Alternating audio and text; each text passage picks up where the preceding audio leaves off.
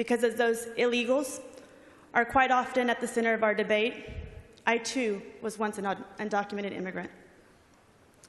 A former undocumented immigrant, an illegal alien, is your colleague standing before you today. I was born in Mexico and brought to the United States when I was an infant child, like so many young adults in the gallery today and throughout our country.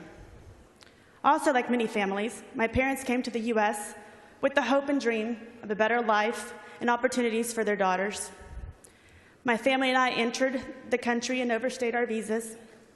We lived in undocumented status for 8 years until the Immigration Reform and Control Act of 1986. We became legal permanent residents, and at age 18, I became a naturalized citizen. I still remember my interview with the immigration officer. I was 18 years old, had attended Texas public schools from kindergarten through high school, graduating when I was 16 years old, and was a sophomore in college, yet I was very nervous over the questions that would be asked during the citizenship examination. I was so nervous that when asked to name the capital of the United States, I responded, Austin, Texas. The officer re-asked his question, name the capital of the United States, and then I quickly responded, Washington, D.C. The discussion regarding laws affecting undocumented immigrants, such as this one, SB4, is not hypothetical for me. It is something that my family and I have lived.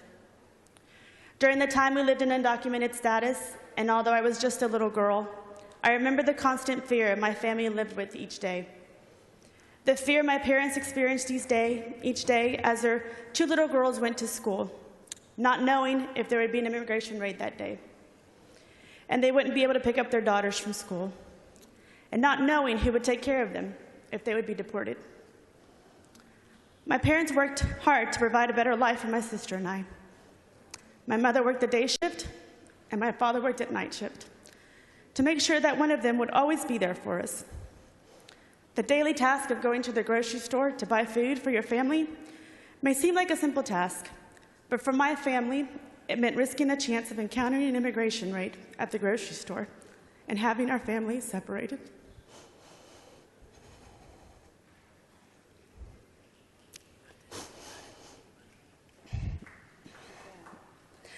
I vividly remember being in elementary school and would shy away from when my other classmates would discuss where they were born. I knew I wasn't a U.S. citizen and feared the reactions from my classmates if they knew I wasn't a citizen. I see myself in many of the students now that share the same fear of being deported or having their parents deported, wondering what's going to happen to them if their parents are deported. Who is going to pick them up from school? Where will they go? Where will they live? And as a mother of a 5-year-old boy, I empathize with these families. Some say that immigrant children are a drain on our public schools, on institutions of higher education. But I don't consider myself a drain.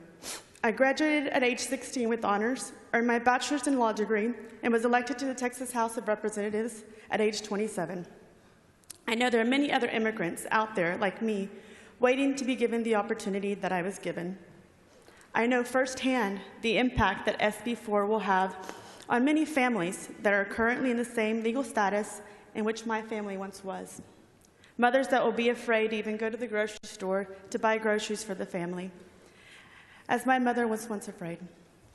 I know how this bill will punish immigrants and push them into the shadows, making our communities less safe, as immigrants will be reluctant to report crime or provide evidence and testimony in the prosecution of criminal offenses.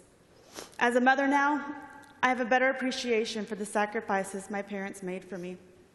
To leave a country they called home, come to a country where they didn't know the language, carrying with them nothing more than a suitcase containing their entire family's belongings and a heart full of dreams for a better life for their family. And I'll close with this. What will be your legacy?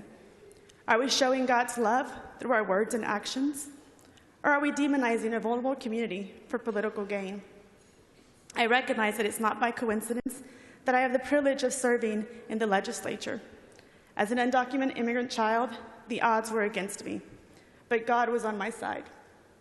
I believe He has a plan and purpose for my life. I plan to use the gifts that He has given me to continue serving others, standing up for what is just, and being that voice for those who can't speak for themselves. So I urge you to vote against SB4.